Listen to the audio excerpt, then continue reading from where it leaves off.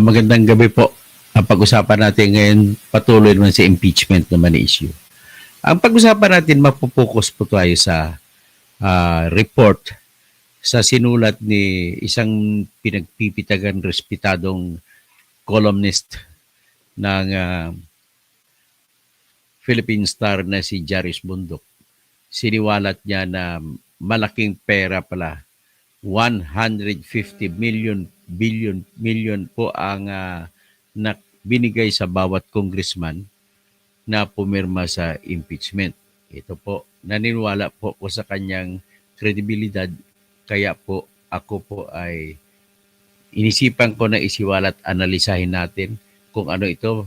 Ang unang tanongin natin, may katotohanan ba ito o wala? Okay? So, ang basic facts natin ay last day na sila nag-file, no? Ang haba-haba ng panahon, pinakaunang impeachment sa 4 na sinampa ay sinampa noong December 2. Last year pa. Ang pangalawa, December 4. Tapos ang pangatlo, December 19. Tapos itong pang-apat, February 5. Bakit kaya ang tagal? So sinisisi sila ngayon, ginagamit ngayon ni Chis Escudero na dahilan at sinisisi sila. Okay? Yan po ang pag-usapan natin. Okay. First, let us discuss the column of columnist Jarius Bundok. So, ano ang sinabi niya rito? Ang sinabi niya rito ay nakuha niya sa kanyang source na bawat congressman pala ay pinangakuan ng 25 million sa AKAP, 25 million sa tawag nito, sa AX, You feel it. at 25 million at 100 million para sa mga kada proyekto sa DPWH. So 150 million lahat. Totoo ba ito? Yan ang unang tanong natin. After all, I myself at marami ang gusto na magkaroon ng impeachment. Yung iba gusto magkaroon ng impeachment hindi lamang sa dapat maparusahan kung sino may kasalanan, kundi para tingnan natin kung talaga bang totoo ang akusasyon laban sa inaakusa. At nakakalinis din po ng ating politika ito kung matapos na yan. Either manalo si Sara or matalo si Sara, at least naku-close na yung issue. Okay? Ang importante sa mga botante ay dapat mawala na yung issue at maging malinis na rin ang isipan ng mga tao, walang gulo sa pagboboto ngayong May 12, 2022. Pero problema, ito nga yung problema, malamang at halos sigurado na hindi matutuloy pong impeachment na mas maaga pa kaysa June 2. Ito naman po dahil po sa nagsalita na yung Senado at nag-adjourn na sila na June 2 ang kanilang sunod na pagkikita. So yan ang pag-usapan natin. Anyway, nais ko muna ipapakita yung column ni Jarius Bundok at basahin natin sabay-sabay. Si Jarius Bundok po ay nirespeto ng halos lahat at ang kanyang reputasyon po ay mga totoo po ang kanyang mga sinusulat na mga sinisiwalat. So ito po ngayon, basahin natin . Ang title po ng kanyang sinulat kahapon ay Pork Barrels Needed to Convict VP Sara. So ibig sabihin, para pala makasuhan ang mga may kasalanan sa mundo, sa Pilipinas, ay hindi po sapat yung paghihingi ng Pilipino, pagsigaw ng Pilipino ng hustisya. Kundi ang kailangan ay magagastos pa ng pera para tumakbo ang kaso. Ito po ang nangyari sa ngayon. No? Naniniwala po ako sa sinabi ni Jarius Bundok.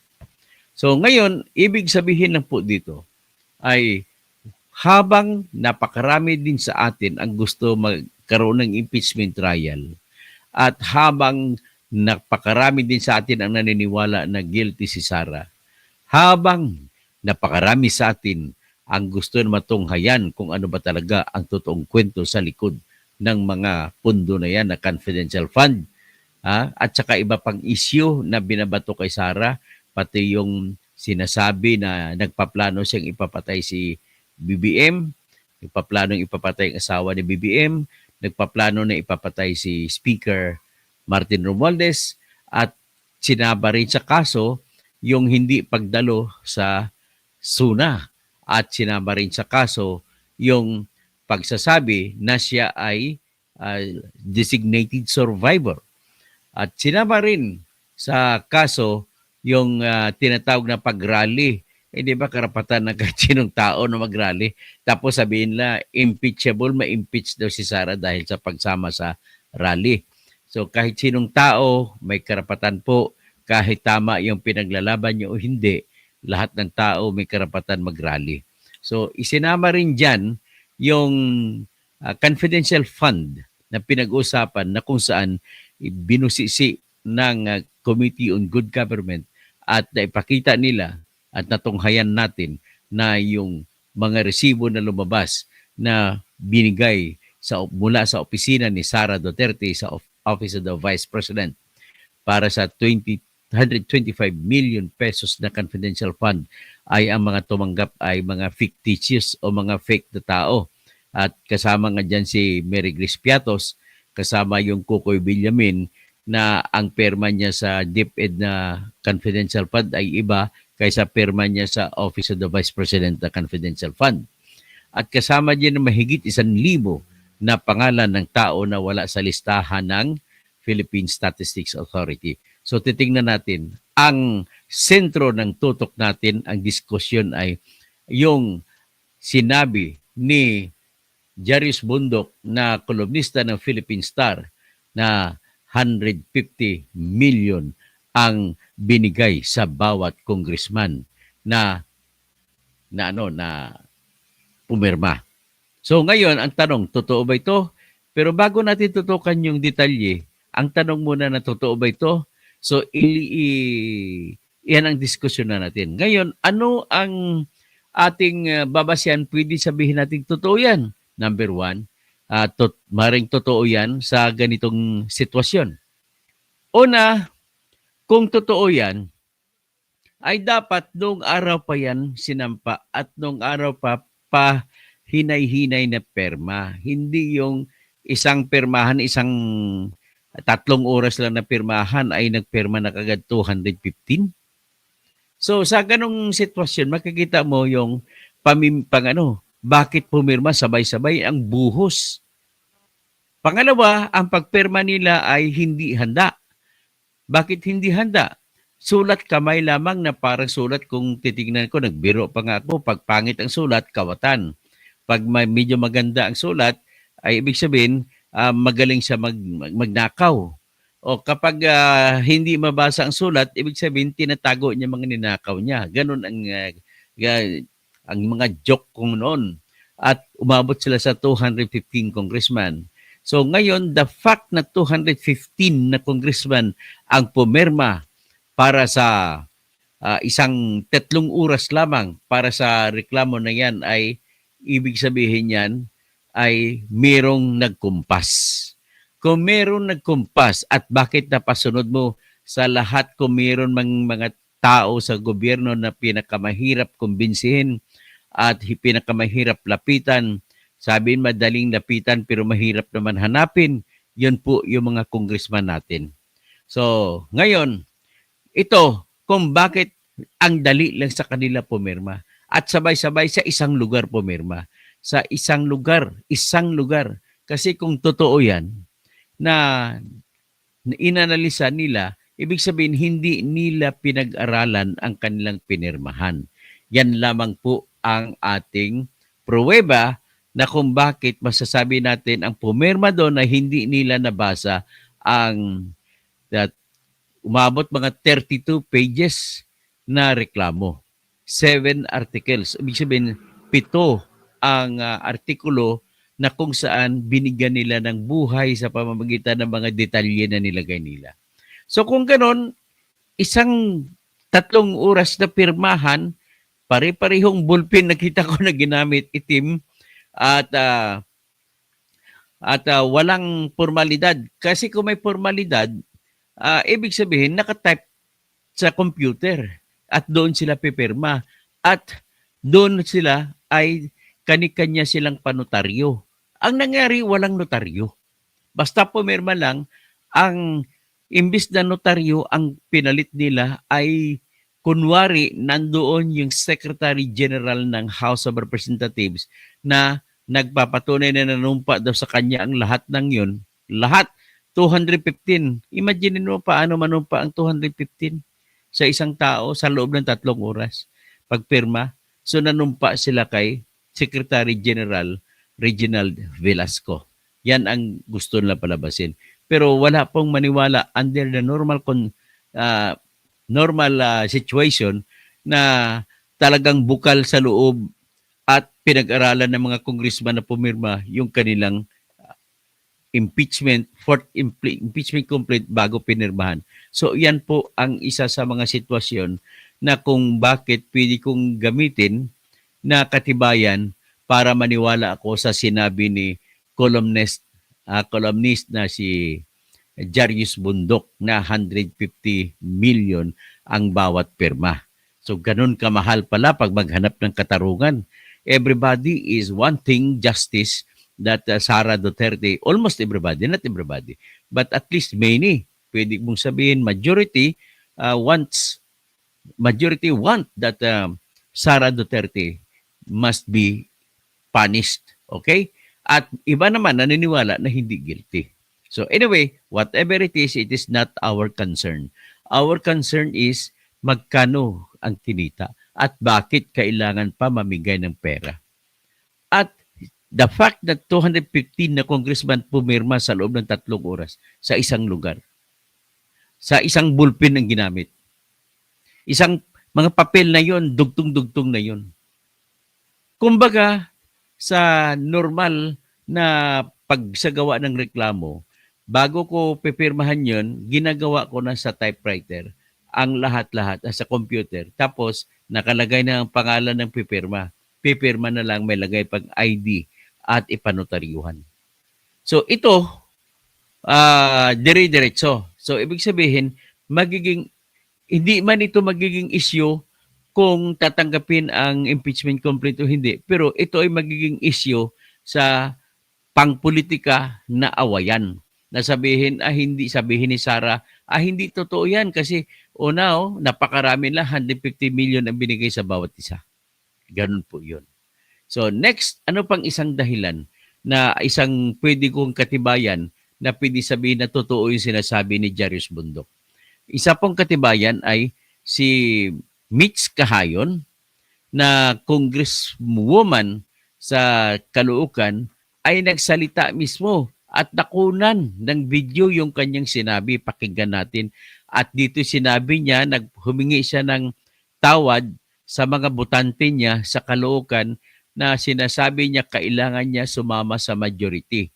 At kung hindi siya sumama sa majority, hindi siya makakakuha ng pera para sa kanyang mga constituent. O pakinggan natin. Babalikan natin si Jarius Bundok. Let's say pero the way you feel it. I-remove natin muna. Si iba ipapasok ko. Video file.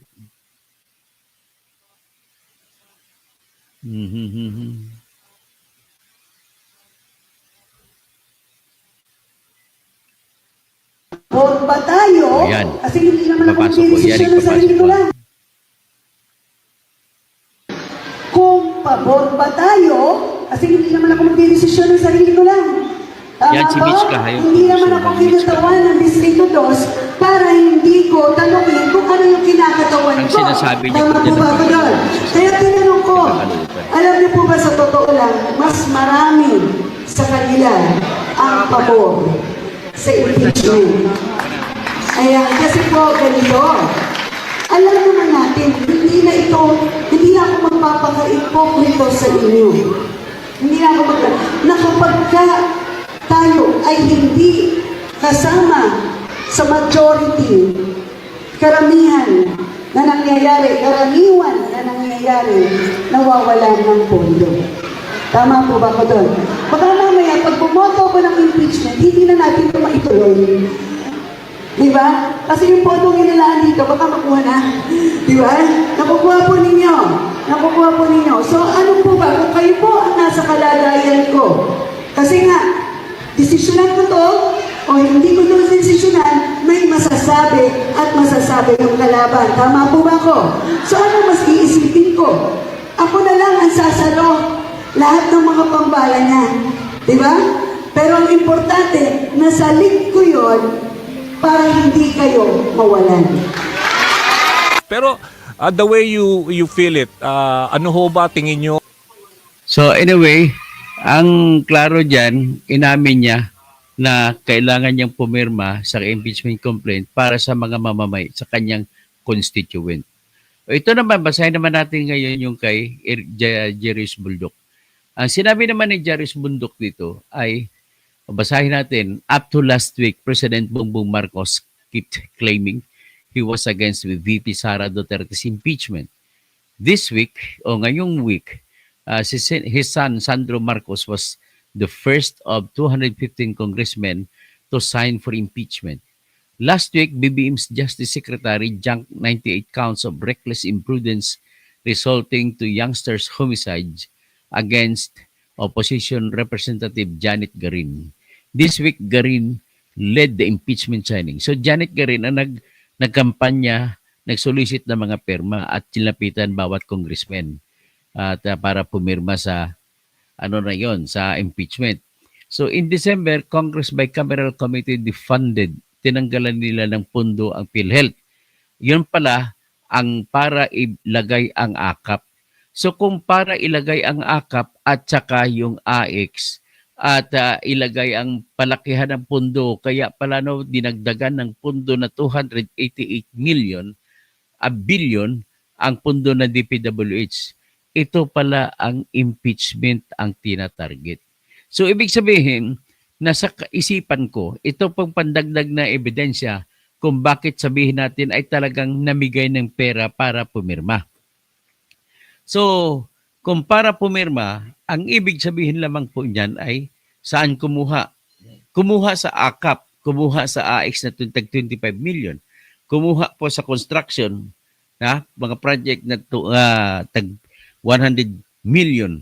So, ikonekta mo yun sa katotohanan na tinanggal nila ang 74.4 billion na budget ng PhilHealth. Doon nila kukunin ang AKAP at saka yung MAIP. At saka doon nila kukunin din ang 288 billion na project para sa DPWH na ipamimigay nila sa kapwa congressmen. So ngayon, siniro din nila ang CHED scholars. So wala na pong stupap na sa ilalim po ng Magna Carta for the Poor na yung mga anak na mahirap na nag-aaral sa mga pribadong universidad kasi hindi naman lahat ng mga Pilipino ay makapasa sa mga state universities and colleges gaya ng UP at MSU.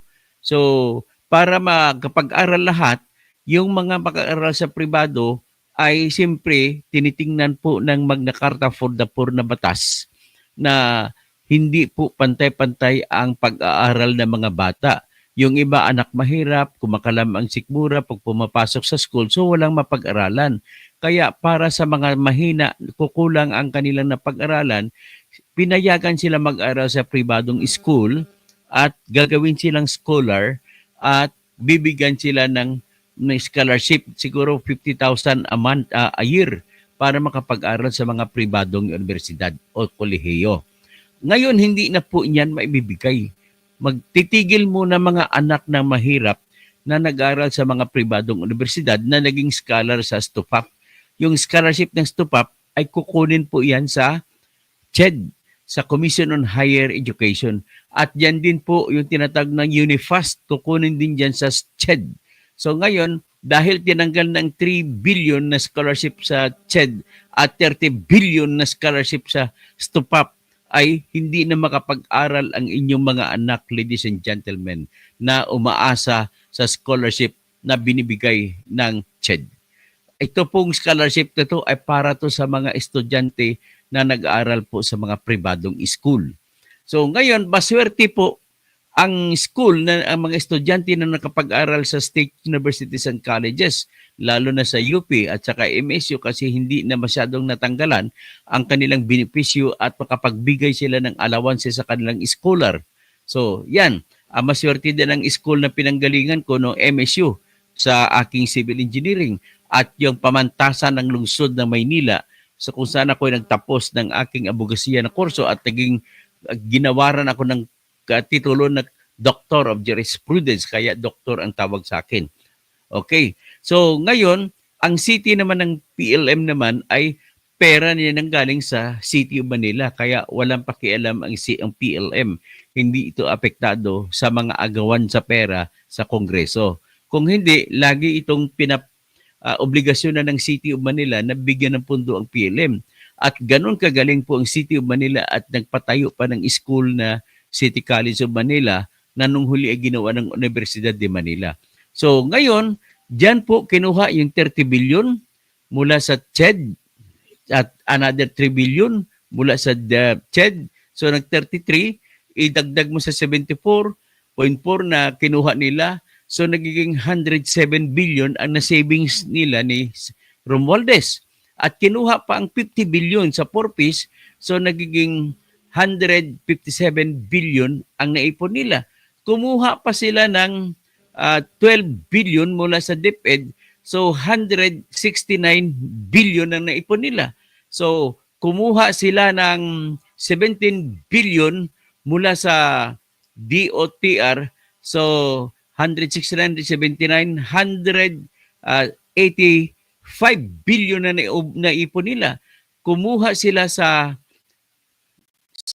pundo ng militar sa Armed Forces of the Philippines na 15 billion. So 105 naging 200 billion ang naipon nila. Kumuha pa sila sa senior citizen at tinanggalan nilang mga pension ng senior citizen ay 1,000 a month. So nagiging 1 billion yan. So naging 200 plus billion. At kumuha pa sila sa project para sa NHA, pabahay. So 1 billion wala na rin. So kumuha din sila ng budget para sa pabahay din na ipupundo sana sa mga maralitang tagalungsod na kumukuha ng tinatawag na Community Mortgage Program. Kaya hindi na mga ilang billion, 2 billion din. So in short, ang dami na kinuha ng billion, inipon nila 288 billion na nilagay nila na pundo sa DPWH at 40 at 26 billion sa AKAP. So for 288 plus 200 plus 26, so magiging 308 plus 6, 314 plus kumuha din sila sa at dinagdag din nila sa AX, ginawa nilang 45 billion. So ang laki. Yun pala, kaya pala nila ginawa ay para impeachment pala ang target. So doon nila kukunin yung pangsuhol nila sa congressman sa kada perma. So kukunin nila doon sa AKAP na pinundo nila. Kaya pala binasura, siniro nila ang PhilHealth. Siniro nila, kinanggalan ng 50 billion itong for peace. Tinanggalan ng 12 billion itong Department of Education para sana sa pambili ng computer sa ating mga pupil at students para matuto ang ating estudyante sa paggamit ng computer. So tinanggal din nila ang 30 billion para sa pundo sa escolar na mga mahirap na nag-aaral sa mga pribadong universidad. Ang dami na tinanggal nila. So kaya pala, yan pala, inipon pala doon kasi bibigyan ng 100 million mula sa pundo sa DPWH sa 288 million ang bawat congressman na pumirma at bibigyan din ng 25 million mula sa AKAP at saka another 25 million mula sa AX. So nakita na natin ngayon. Kitang-kita natin ngayon ang pakay kung bakit ganun ginawa nila. In aid of election and in aid of impeachment. Tayo gusto natin ma-impeach si Sara pero not in that way. Kailangan natin ang totoong kaso, hindi yung kaso na inimbento. Kaya nga, ladies and gentlemen, nabasa ko po yung reklamo na ginawa nila page by page at wala pong laman. Ha? O ito, susundin natin, basahin muna natin bago ko ipaliwanag na walang laman, susundin natin ang kwento ni Jarius Bundok. Ito, babasahin natin.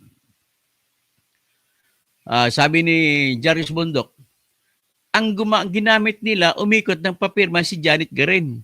So para pumayag si Janet Garin na siya ang mangangamay, ang mukha niyang ihaharap, ay binigyan siya ng pabor ng 98 na kaso na sinampa sa kanya ng Public Attorney's Office dahil sa mga 98 na namatay na mga bata dahil sa dingbaksya. Ay binasura ng Department of Justice. Pamalit yan sa kanyang tulong sa pangalap ng pirma ng congressman. Kapalit naman sa paghikayat niya ay ang 150 million na pangako. Bribery. This is a government of bribery. Lahat na lang ng galaw na mga kwan dito, puro bribery. So sinabi dito ni Jaris Bundok, in December, nung December, yung Bicameral Conference Committee ay tinanggalan nila ng pundong edukasyon ang PhilHealth para sa public works at political ayuda. Yun pala doon na ginamit. So this week, it became clear that the fund juggling was for impeachment payulas. So ibig sabihin ng pagtanggal ng pundo ng PhilHealth, ng Department of Education, ng TED at iba pa ay para sa in aid of impeachment. Na ang impeachment hindi peperma mga congressman kung walang ayuda na regalo at kung walang proyekto na 100 million na ibibigay sa kanilang mga bulsa. So sabi na ngayon ni Jaris Bundok, actually it now appears, nagpapakita na yung masamang mukha ng impeachment. Ang gawain mismo ni Sara Duterte na kinukomplain natin ay napakasama.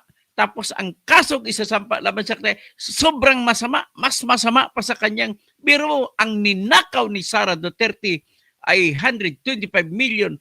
Tapos ang nanakawin nila ay 36 billion. Pamalit sa pipirma sa kaso para ipakulong ang nagnakaw ng 125 million. Tama ba yon? Kayo po sumagot ng mga nakikinig sa akin. So ngayon, 80 congressmen per majority ay gusto nila i-pass break ang suit. Kaya, nang una, kailangan nila 106 na pirma. Kaya sila nag-umpisa. Tapos si Cagayan de Oro congressman na bisto. Si Congressman Lordan Suwan ng Cagayan de Oro City. Hoy, wag, ayaw na nyo ibutar otro ni si Congressman Lordan Suwan. Kay nagdawat man sa mga briberies, mga suhol. So giingon niya, sinabi niya, he urged, siya pa nga ang umuna na noon ng 2022, siya pa ang nag-udyok kay Sara Duterte na tumakbong presidente. Tapos na ngayon, babaliktad siya. Di ba? Anong klase yan?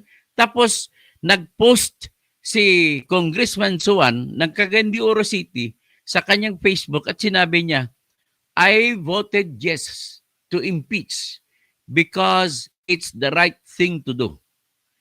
To my supporters, I know you stand with me. Ayuda is coming. After we voted yes, Speaker Martin Romualdez provided additional budget to give more assistance.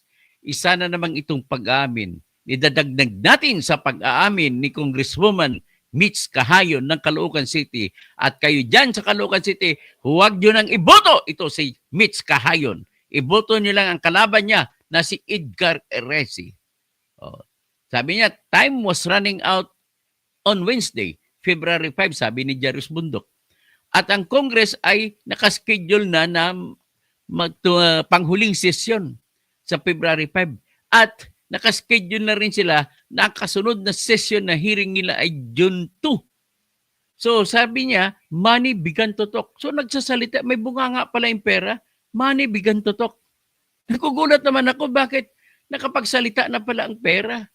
Paano makapagsalita ang pera? Ako, actually, dati, yung pera, ay yung tao walang pera. Tapos, ang pera, may tao dati. Ngayon, pati pera, wala ng tao. Ay, naku, tinanggal na. So, ito ngayon, patuloy tayo sa pagbabasa. Tapos, murmurs, nagkaroon ng chismisan at naging matunog ang mga chismis na magkaroon ng pork barrel na pag-release, pagpalabas ng pork barrel. So is this a violation of the election code? Oy, Erwin Garcia, huwag ka patulog-tulog dyan. Trabaho mo ito. Dapat ikasuhan ng lahat ng congressman na tumanggap ng 25 million AKAP, 25 million na saka 100 million na pondo sa flood and roadworks problem ng proyekto sa DPWH. So, 150 million kada isa this election year. Nung nag-adjourn o nagtumigil ng session ang House of Representatives noong February 5 ay umakyat sa 153 ang pirma hanggat sa umabot sa 215. So 215 times 150 million, that is 32.25 billion. Pero panibagong ebidensya na totoo ang sinasabi ni Jarius Bundok ay may humabol pa na dagdag na 25. At kung may dagdag na 25 na congressman, totoo ibig sabihin, bakit kapat sapat na yung pirma? Bakit maghahabol pa kayo? Hindi na kailangan ng pirma nyo kasi pwede nang ipasa ang impeachment. So kung bakit kayo humabol, isa lang po ang dahilan. Na totoo po yung sinasabi, nire-report ni Jarius Bundok na tig 150 million kasi kung hindi ka pipirma, wala kang 150 million. Yan po ang nangyari. Okay? So BBM's budget secretary admitted in January, sabi ni Jarius Bundok, that senators and congressmen inserted 757 billion pork barrels in the 2025 national budget. They'd have to pass through the eye of the needle to get it. Pero napakadali lang. Yun pala ang target si Sara Duterte. So, ang nangyari, budget in aid of impeachment ang nangyari. So, she released pork barrels in 2022-2024. This 2025, she went along with the Bicam span juggling and advised BBM to make only token vetoes to budget. Sinadya pala ni BBM ang pagpabito-bito, kunyari lang bito-bito. Ang veto power o pag-disapprove. So, yan na po ang nakikita natin na katarantaduhan ng lahat ng nangyayari. Mapakabila ka, kampo ng kadiliman ka, kampo ng kasamaan, walang patutunguhan itong bayang Pilipinas. So, sabi naman ni Jarius Bundok, that's still a lot of people's tax money going into political pockets. Last Wednesday, the Senate made a show of adjourning till June 2 without taking up the impeachment case that House transmitted. Sabi ng tanong, are senators uninterested in BP Sara's fake? Sabi ko, ako naman tanongin nyo, alam nyo mga ladies and gentlemen, mga kababayan ko, yung pag-adjourn, pagtigil nila ni Joel Villanueva, ni Mig Zubiri, ni Coco Pimentel at ni Chis Escudero ng kanilang session ng alas 7 ng gabi, pwede pa sila mag-session hanggang alas 2 ng madaling araw, kagaya nung ginawa nila doon sa Maharlika Investment Fund. So bakit nila tinigil? Kasi alam nila ni Chis na 150 million ang binigay. So, ang isa lang ibig sabihin nun, kasi medyo decente sila na magnanakaw, sabihin nila na, bigyan nyo kami 300 million bawat isa bago namin ipagpatuloy ang impeachment trial. Ganun po. Ibig sabihin, ganun ba kamahal ang paghahagilap ng katarungan para sa taong bayan? Para lamang makulong, para lamang matanggal pagka vice-presidente si Sara, ay kailangan natin ng sa Kongreso 36 billion. So sa mga Senado, kung magbibigay niya, minimum yan ay 300 million. So 300 million times 54 at 24 kasi 23 lang sila, 23 sa senador eh. So i-multiply natin ngayon. So 23 times 300 million siguradong ialok dyan. So magkano? 6.9 billion pesos plus 36 billion, that is tumataginting, sabi mo 7, so tumataginting na 43 billion pesos ang ginagastos para lamang matanggal sa pwesto si Sara Duterte. Bayan ko, tama ba yan? Lahat tayo gusto natin matanggal si Duterte sa pwesto. Pero kung itong nangyayari, ano ang gagawin natin? Tatawa na lang ba tayo? Papalakpak na lang ba tayo? Total, matatanggal na ba si Sara Duterte? And to think, hindi pa matutuloy, matatalo pa sila sa kaso sa pamamagitan ng teknikalidad. Ma-default sila. Bakit po? Ito, paliwanag ko. Kumbaga, lahat ng default ng gastosing ito nanggaling sa pera na binayad natin sa kaban ng bayan mula sa mga buwis na binayad natin, at ikaw kahit wala kang binayad ni income tax o capital gains tax o whatever taxes, ay nagbabayad ka rin sa sales taxes pag bumili ka ng candy. Pag bumili ka ng gasolina, nagbabayad ka ng buwis sa ating bayan. At sa pagbabayad mong yan, sapat ba para gastusin, gamitin, para lamang let's say, defenso ni... makapagkuha ng katarungan? Magbabayad tayo? Binibili ba? Binibenta ba ang katarungan? Dapat ang katarungan ay naka-establish na yan. Hindi dapat binibenta ang katarungan. Ang mahal naman ng katarungan. Paparusahan natin si Sara Duterte sa pagnanakaw ng 612 million pesos. Tapos gagastos tayo ng 43 billion pesos. Tama ba yun? Anong klaseng pamahalaan meron tayo? Bayan. Gumising ka na bayan. Hindi na ako nakakatiis nito. Bumuto ng lahat ng bago pagdating ng May 12, 2025 election. Huwag nyo iboto ang lahat na kay BBM na nakalinya. Huwag nyo iboto ang lahat na kay Duterte na nakalinya. Lahat ng bago, subukan natin. Just as a matter of policy, let us try this in order to save our country. This is our last hope, I tell you. Nako. O sige, basahin kong inyong comment. Nakaka-stroke no. Kung hindi lang ko nakainom ng gamot, siguro na-stroke na ko. Ay, si Jing Alupay, ito ay masasabi ko sa iyo, Parts, bakit vlogger ang tumutulong sa mga katutubo. Jing Alupay, yan ang sabihin mo, Pogi, walang binatbat yung sinasabi mo. Sino ba sinasabi ni Jing Alupay? Anyway, whatever it is. Sabi niya siya na sabi mo, Pogi, walang binatbat yung sinasabi mo. Anyway, wala tayong magawa. If you're not convinced, the best I could do is to tell my piece. And after saying my piece, it's up to you to whether you are convinced or not. That's all. Si Imor Nabal, good evening po, Engineer Toto Kausing, dyan sa La Union. Tingnan mo yung mga vlog, Pogi, sir. Ano ibig sabihin yun? Hindi ko maintindihan po. Pasensya ka na, Jong Alupay, ha?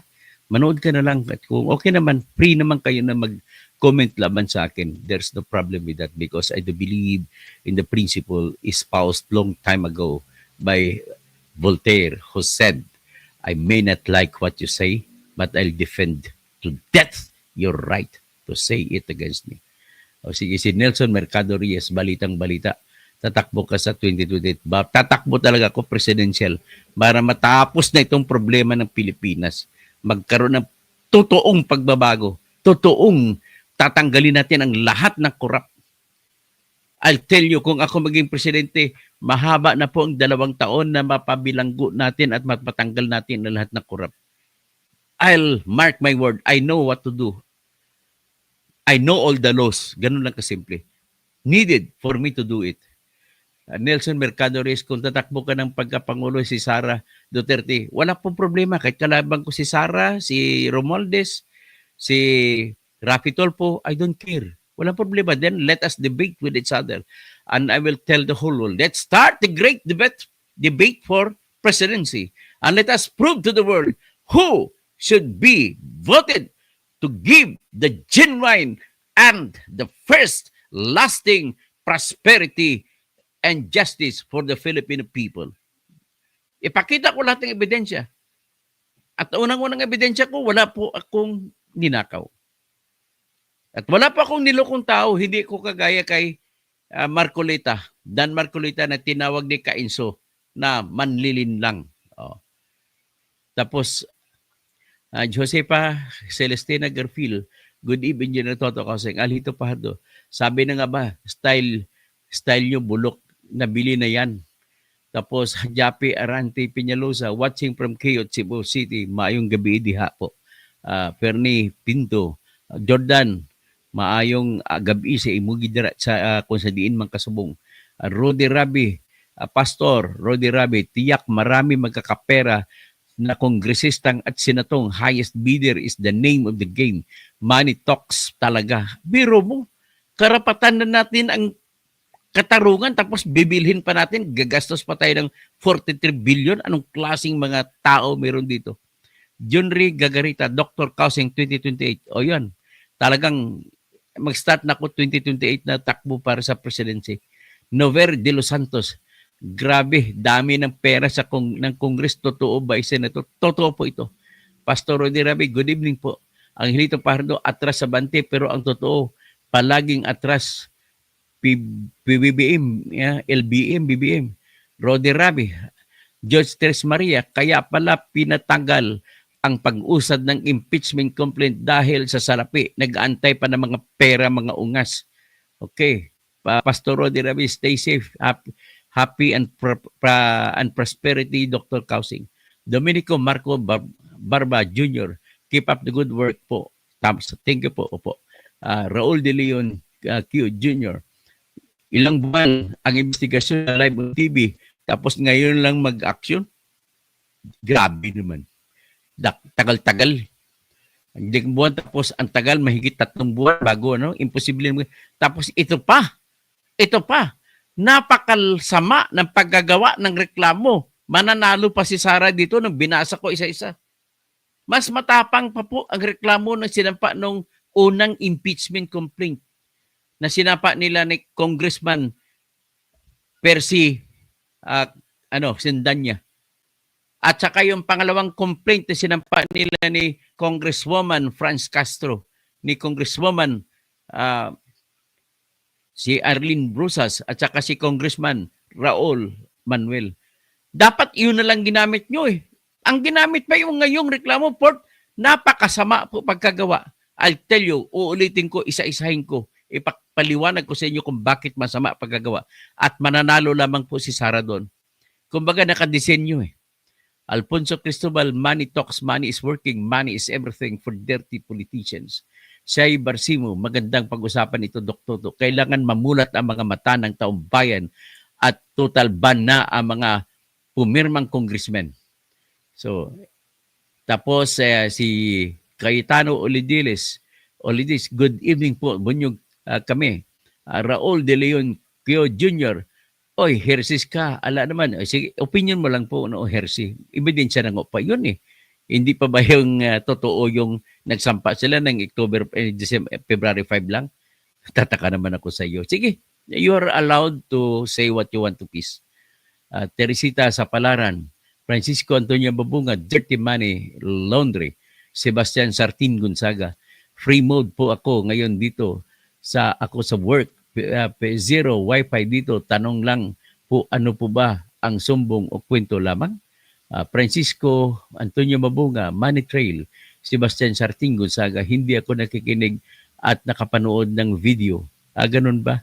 Vendor Mike, good evening. Toto, Kausing timing, nakatindans ako. Eleanor Claveria, Mitch Kahayon, Gloria kasi po yan eh. So Raul De Leon, Q Jr., ano na ang mayorya sa Congress? Lahat ang nag-alisa na sa padapa party list at lumipat lang tama, lumipat lang. Tapos Usting Graho, grabe man, paratang mo totoo po yan, hindi po yung paratang. Sa mga congressmen may ebidensya na nga eh, nakakita na nga eh.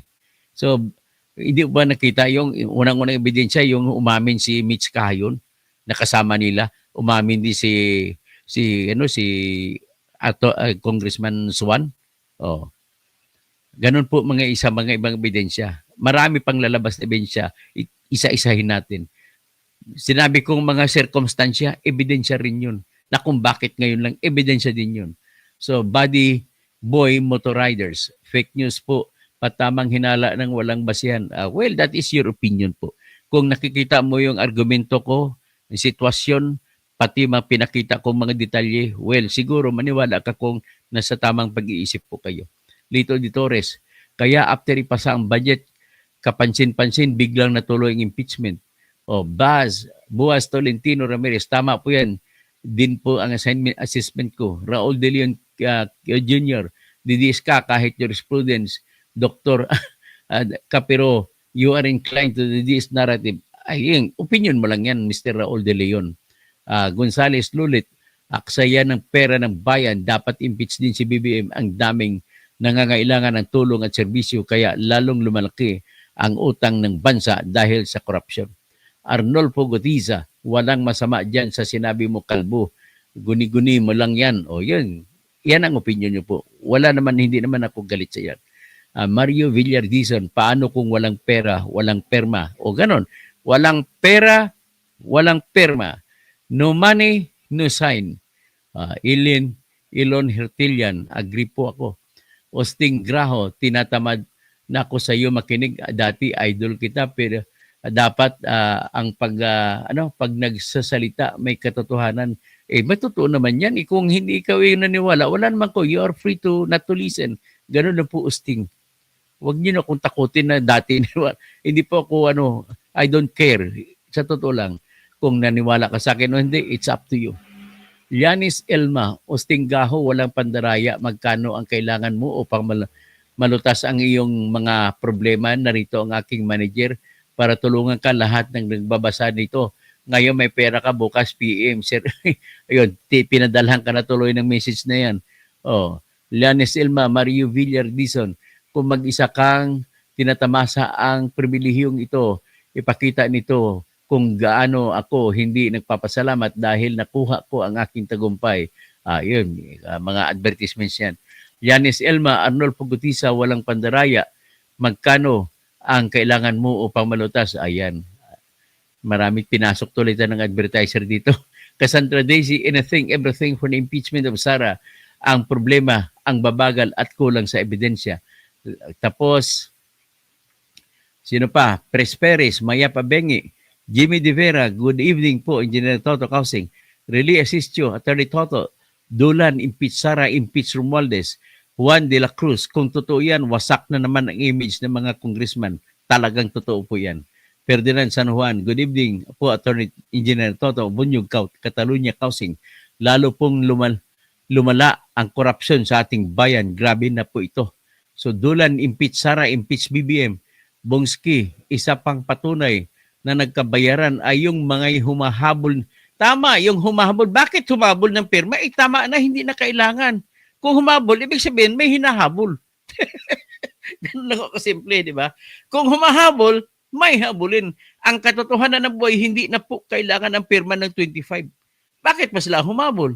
Ibig sabihin, naghabol ng 150 million. Di ba? Ganun lang kasimple.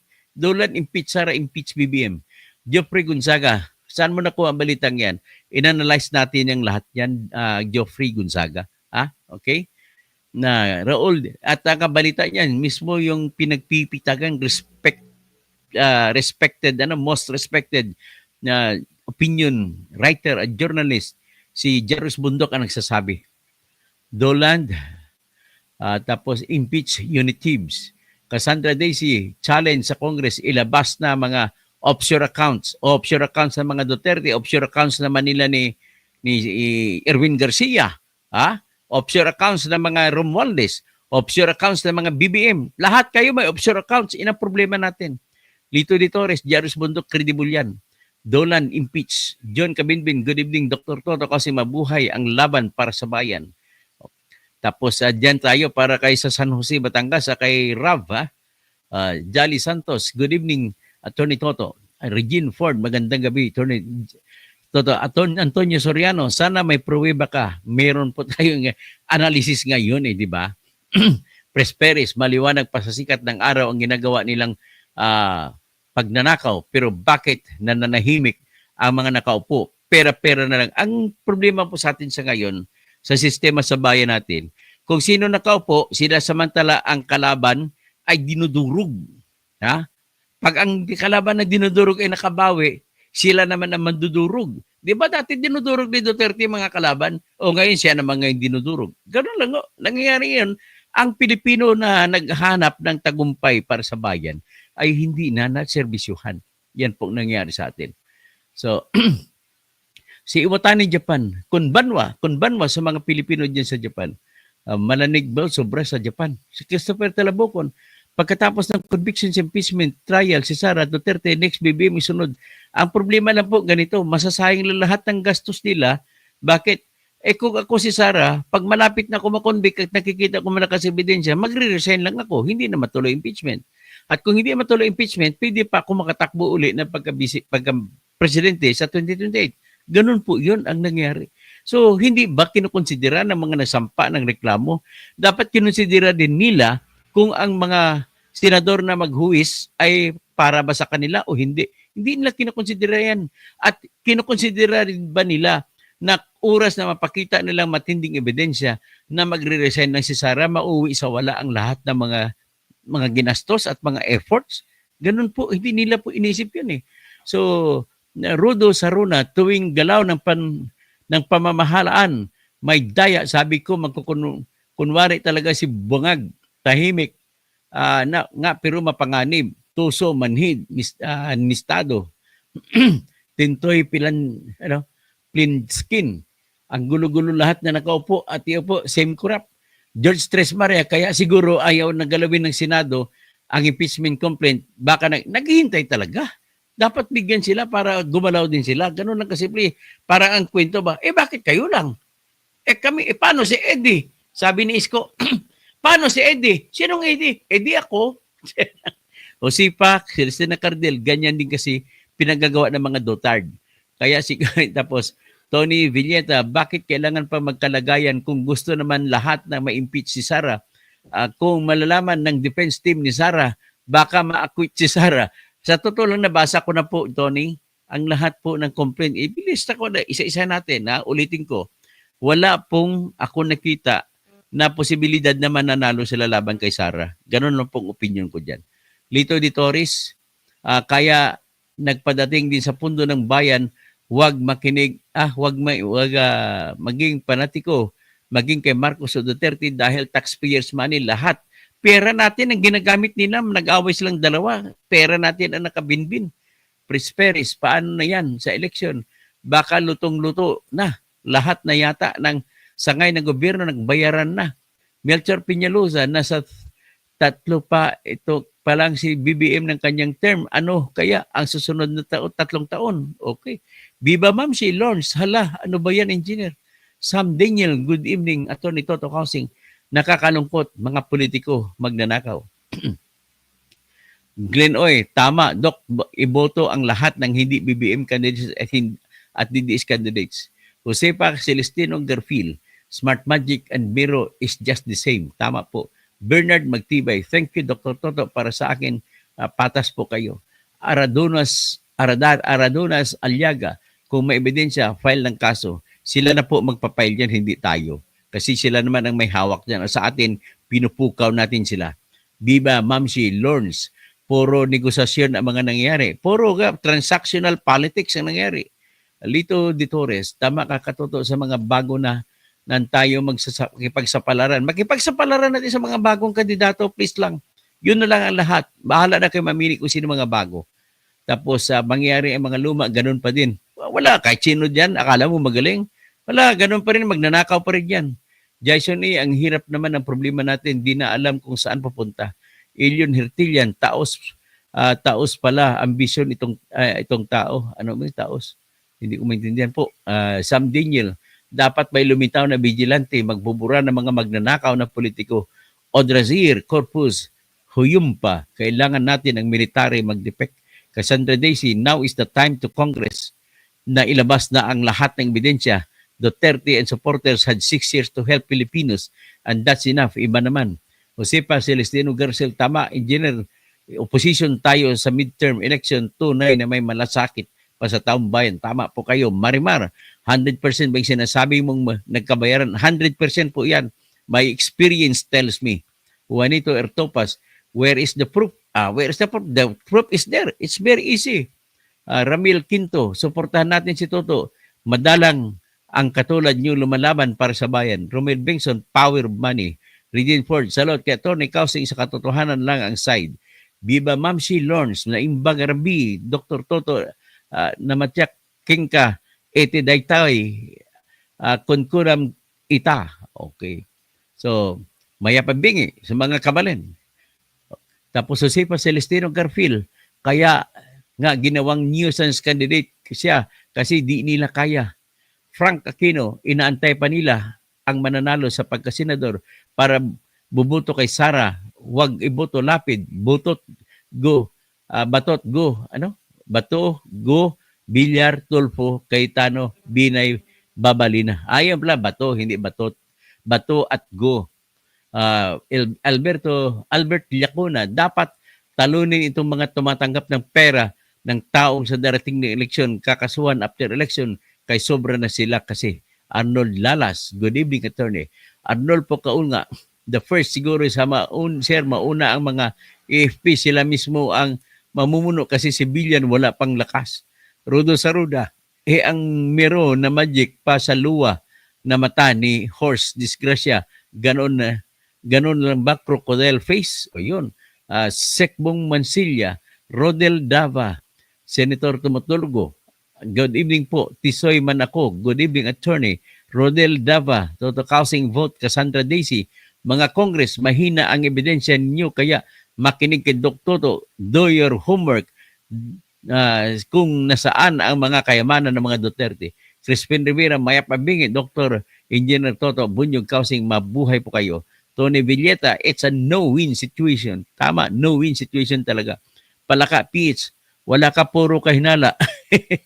Mateo Promencio, Malasiki, paano po ba sina Franz Castro pumirma? Yan nga, tatanong ko kay Franz Castro, bakit sila pumirma? Cassandra Daisy, 6 years tamimi tayo sa mga Duterte. This is the time. Tamimi na naman tayo sa ibang tao na naman. And imprison them, including the supporters. Weirdong Ox, isa lang naman, panawagan ko, i-dissolve ng Congress. Hillside, Cebu. Engineer, yung boss mo na attorney, ay isang spokesman na ni Mr. T. Sino ba yun? Sino si Mr. T?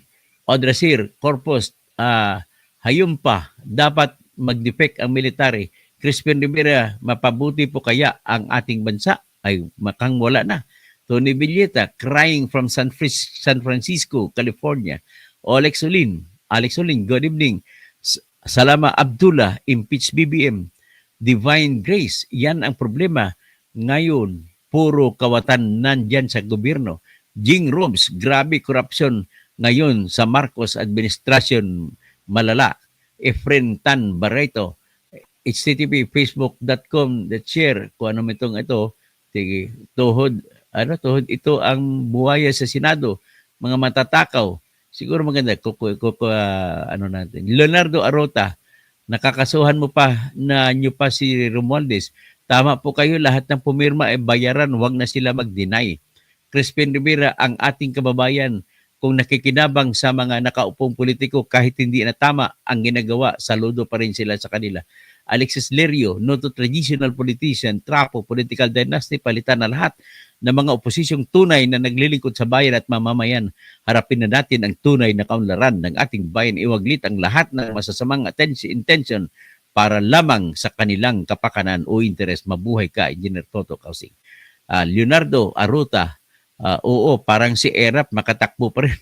Josefa Celestino Garfield, kahit di daw po mag-resign. Alam niyo si Erap, natandaan ko yung sinasabi mo, Aruta, Takwan, Leonardo. Si Erap, hindi natapos ang impeachment, kaya nakatakbo pa rin. Yun. Sila Gamutan, Salve Ibanez, Convict BP, Nuanes, Bratiling, ACDC Law, Oli Corakoters, Crispin Rivera, kailangan sir, everybody happy. Kaya delay ang eleksyon, ang aksyon ng Senado. Kaya nga, everybody happy, kailangan mabigyan din ng mga senador. Jing Robes, watching from Riyadh, Marcos administration, grabe corruption. Michael Santos, asan ebidensya mo? Sure ka na ba sa ulan? Yan na pong ebidensya, tanungin mo sila. Rodi Saruna, whether na talaga, bahay politika, panahon pa ni Erap, sabi niya, whether. Julius Buna, Toto Kausing, kaya natin to 36 billion binayad sa mga pumirma versus Sara. Ang 36 billion po, 150 po kada isa sa kanila. Tapos 240 sila lahat. I-multiply lang yan. 36 billion po ang ginamit. So for me, it does not matter whether may binayad o wala because that is part of corrupted political privilege as we elected those politicians that established this practice. So you want to stop this? Review the congressional journals and publish the politicians who authored and endorsed these corrupted policies of funding privilege. So, alam naman natin po na si Romualdez ang nagpalit po niyan, Julius. Si Romualdez, tinanggal nilang ibang pundo, pinasok ang akap, pat kasama din si Elizalde, tapos nagblanko pa yung Bicameral Conference Committee report at kahit blanko, binasihan at kinopya, nagkaroon ng laman at pinapirma kay Bongbong Marcos. Ibig sabihin, kasama po si BBM sa diskarte ng pandaraya sa ating budget. So Alan Redan, magandang gabi po. Ay Toto, mahalaga dyan lumabas ang mga pinapagagawa ni Inday at tao na lang mag-isip kung totoo ang mga obligasyon, ang aligasyon. Siyempre, tao na lang magsasabi niyan. Jason Japlos, Kawawang Pilipinas, 3 lang ang pamimilian, Duterte Group, BBM Group, or NPA. Yun. Huwag naman. Ano na lang, ay buto na lahat ng oposisyon. Ganun na lang kasimple. Huwag yung oposisyon na Duterte or sa administrasyon na BBM. Yung mga lahat ng bago pong iboto nyo, yan pakiusap ko. Tapos Marinold Bildan, ang sama naman nila, anong gusto nilang palabasin sa buwatan talaga, ay nako, wala na yung matitino kundi ang mga quadcom na ilan ang nag-iisang Senator Risa Hontiveros. Ayun, nag-isa na lang yan. Ang tawag kay Risa Hontiveros, sui generis. Julian T. Kausing, Julians, Kausing, mabupay, nga gabi, sa imo, idol, saludo ako sa imo. Oy, sige, sa maupay nga gabi, sa imo, Julian T. Kausing. Marami pa mga kausing na mga maupay, ha? Mga waray. Romano ni Pasina. Tapos, Bunyog Toto, I salute you, I vote for you, Senator. Odrasir. Tapos, Corpus Huyumpa. Kung 5 million viewers nyo, malalaman talaga na ng taking bayan yan. Ranger Baldemoro Jr., maayong gabi, Engineer Dr. Toto. Lito Torres, Katoto, magsasampa daw ang grupong Citizens Crime Watch ng kaso kay Tambaluslos. Narinig ko yun, ibang kaso na mag-falsification ang gagawin ng kaso. Tapos kung ikaw po ang Engineer Tots, pipirma po ba kayo? Hindi ako pipirma. Kung may pera-pera. Pero kung walang pera, pipirma ako. Kasi ang problema, naniniwala ako sa akusasyon. Ang problema, pag pumirma ako, nakita na ako ngayon na tumanggap ng pera. Kasi ang kasamahan ko tumanggap ng pera. Yan po ang problema dyan sa lahat. Rosetta Mudino, Josepa Celestino Garpel, hindi yan. Mag-resign si Sara, never yan. Mag-resign po yan, postaan tayo kung malakas ang ebidensya. Pero kung hindi malakas ang ebidensya, hindi mag-resign yan. Josepa Celestino Garpel, Kuya Toto, kampanya kami kay FBP Lini dahil hangad namin ang good governance. Kaso marami pa rin ang mga baliko ang pag-iisip. Ngayon, nadamay pa kami. Sana matuto na kayo, mga uto-uto na tuta ng iyon na thieves.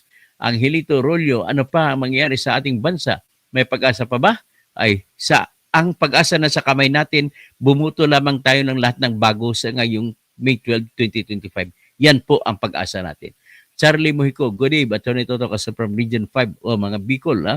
Maray na mga nabangki sa mga Bicolano. Hillside Cebu, engineer. Ang abogado ay si Attorney Langaw at si Mr. T ay si Tambaluslos. Attorney Langaw. Sino bang Attorney Langaw? At saka si Mr. T. Malago sa tubig. Both Duterte, line up, solid. Huwag ka na mag-Duterte. Bago naman ang taong buto nyo. Mga bagong butante na lang, about bagong kandidato para ba siguradong pagbabago? Teddy Teodoro, kung totoo man na may perang involved, dapat may clear evidence.